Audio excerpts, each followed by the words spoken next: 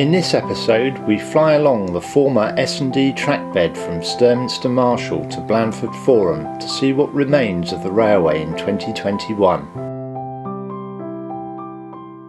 In our last episode, we've seen that nothing remains of the former station at Sturminster Marshall, having given way to a relatively new trading estate.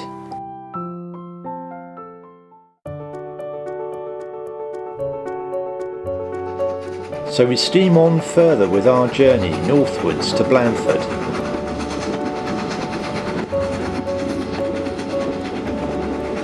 The formation here has not yet been converted to a walkable trailway, and this is the case for the next 3 miles until we reach the Dorset village of Spettersbury.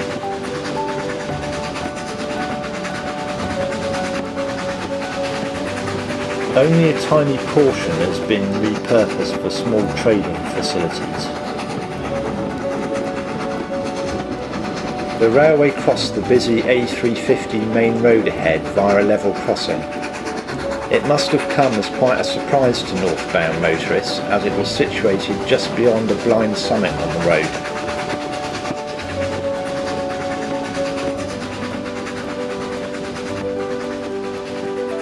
Our aerial traversal temporarily turns back time as we enjoy the landscape through which it passed, just as many passengers had previously done.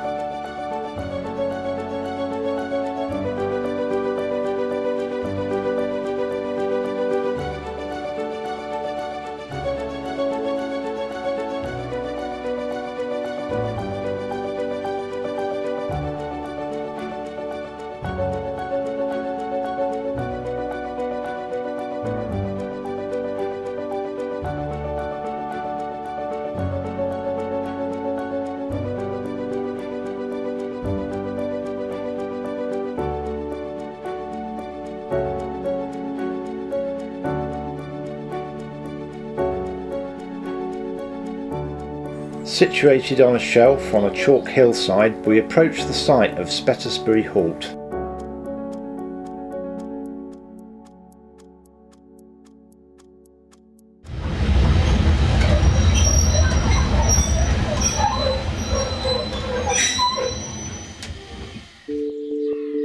Opened as a full station in 1860 and later downgraded to a halt, the restored station we see today is the result of dedicated community volunteers working in partnership with Dorset Council.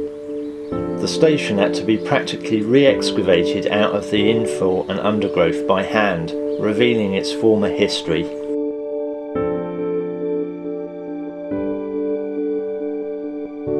Originally single track, it was soon widened as seen in this view of the work in progress in 1895.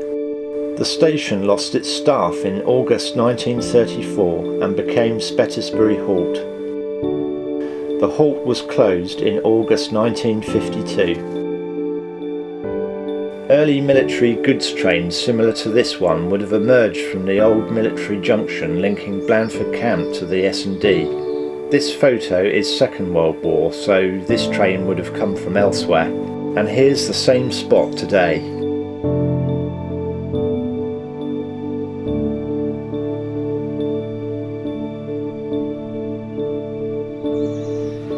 With the dedication of the community volunteers, hopefully this location will now remain timeless.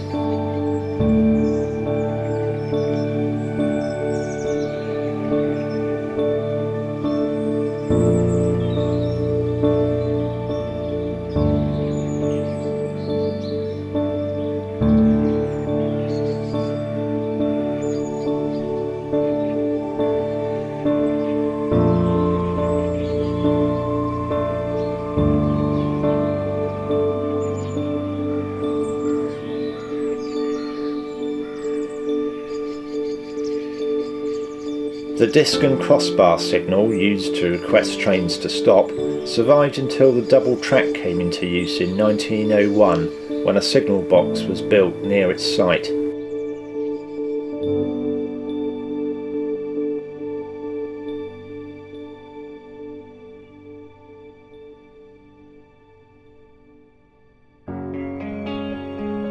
Just a short walk away is 17th century Crawford Bridge over the River Stour.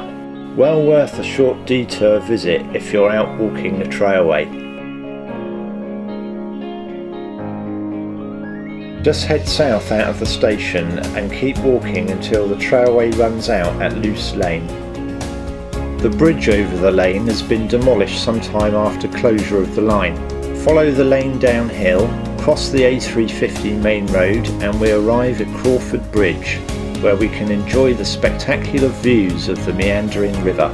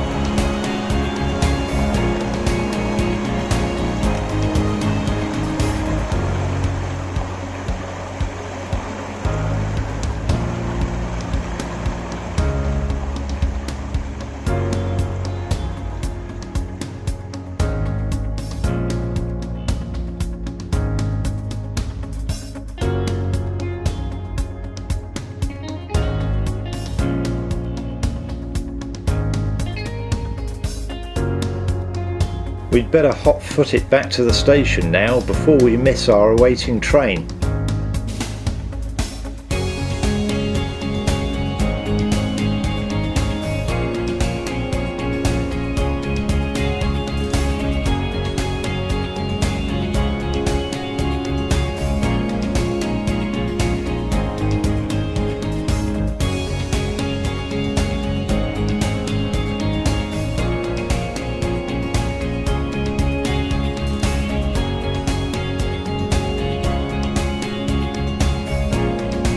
Phew, that's lucky, we just made it back in time.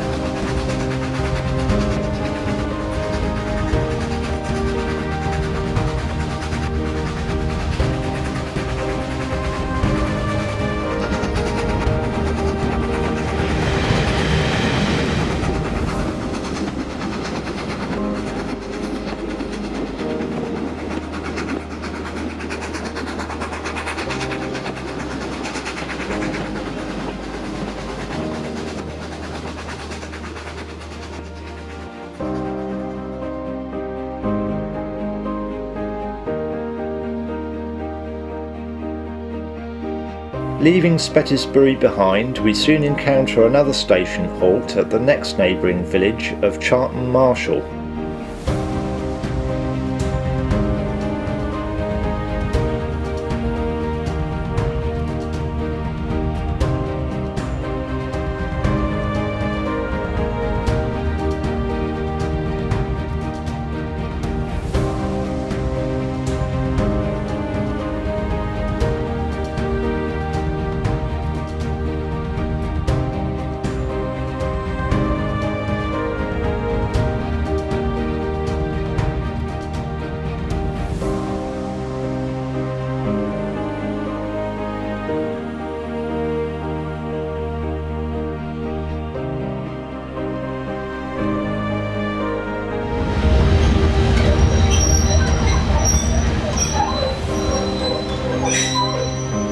The name board is currently in place at the Wimborne District Society of Model Engineers in Merley, but the supporting concrete post is still on site. Very few trains stopped here as the platforms were only long enough to accommodate a single coach. The Halt's platforms remain in good shape, and the steps to the up and down platforms are used by walkers to gain access to the trailway.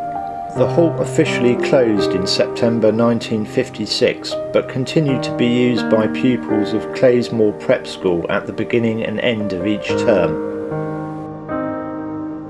This section of track provided an opportunity for some fast running, having an official speed of 70 miles an hour, which was often exceeded if everything was going well.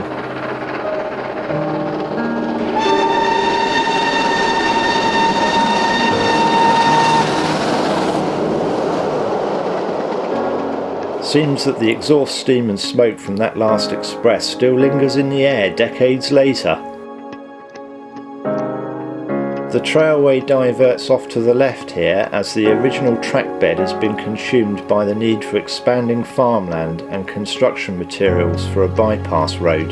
A very faint trace can still just be made out in the crops, which was a useful guide for our drone pilot to follow.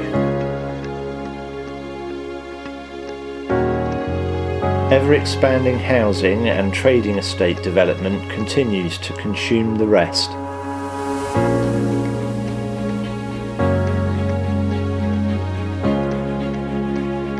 Approaching Stour Meadows in Blandford, where once stood an impressive viaduct over the river, we take time out to enjoy the beautiful unfolding panorama.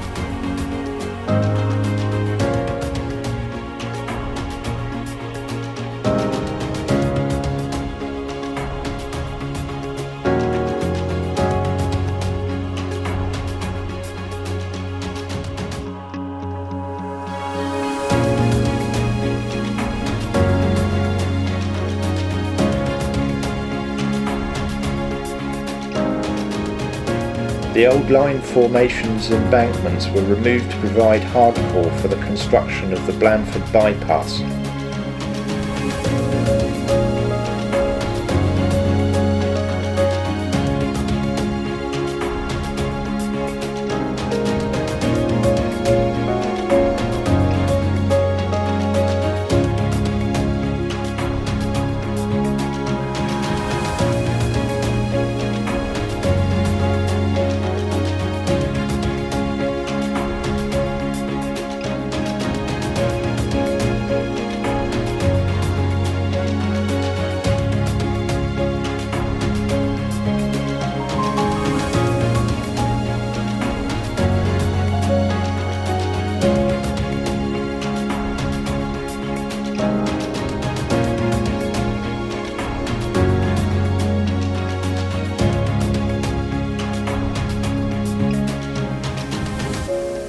There were once two sets of these flood arches either side of the river bank, with a lattice girder bridge strung between them.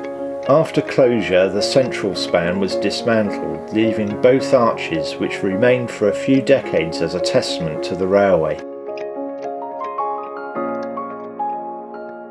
After years of decay and vandalism, one arch was demolished, causing a local outcry, which resulted in the formation of the Blandford Railway Arches Trust in order to preserve and restore the last remaining arch.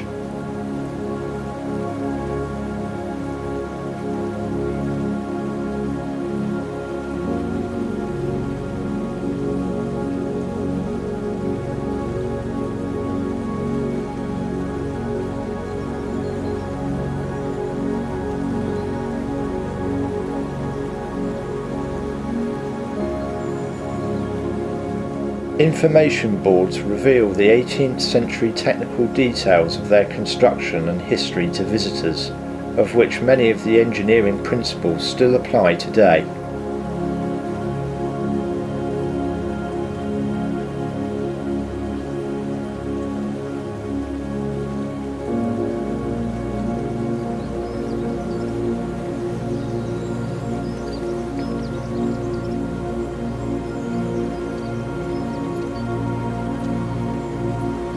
Working with the council, the arch now serves as a viewing platform monument over the meadows.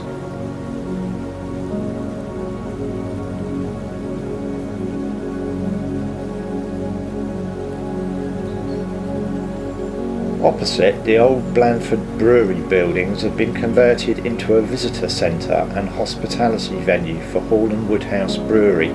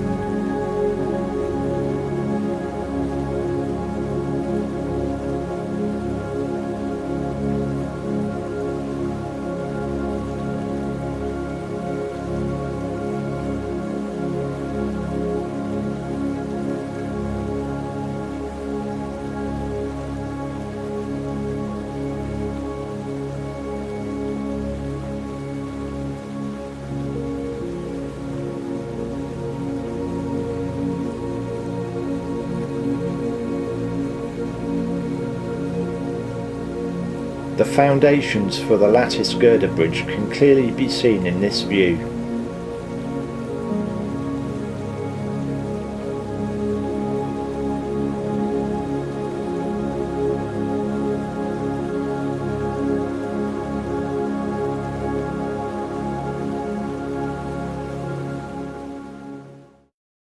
In 1960, the last crossing of the Stour was made by BR9F number 92206 with the 816 Bournemouth West to Liverpool Lime Street service.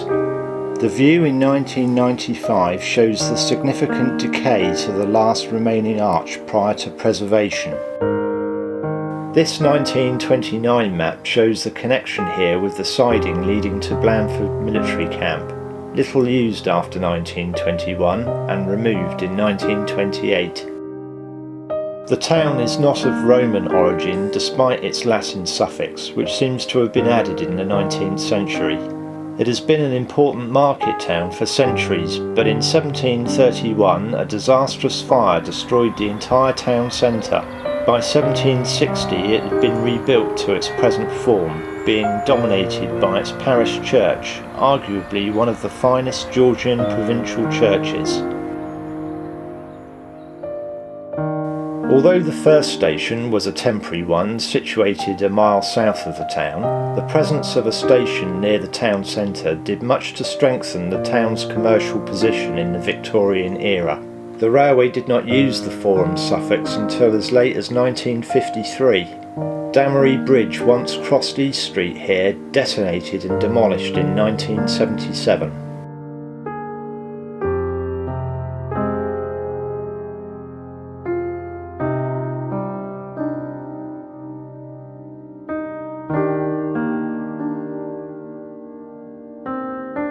A Fowler Class 060 stands on a goods train in this 1900s photograph showing the station staff and a shunting horse.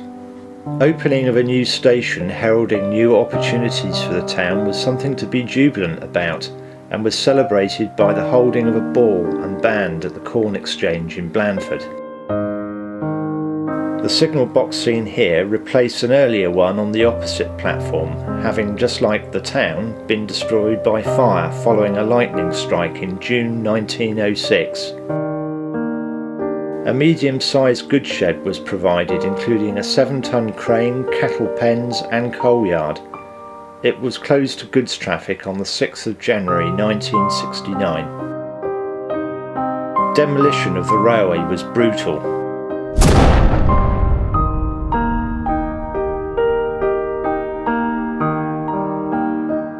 Nothing remains of the station site today, being built over by modern housing. Only a few clues indicate that there was ever a railway here at all.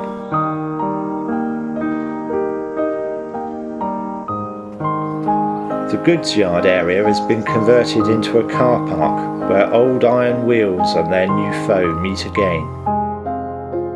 The trailway can once again be picked up from here though, and at its start, information boards have been provided to tell the tale. The old bridge and a single track panel belies the orientation of the northbound track alignment, but its use as a railway has come to a stop. In the next episode, we'll explore the passable trailway north of here to Shillingstone.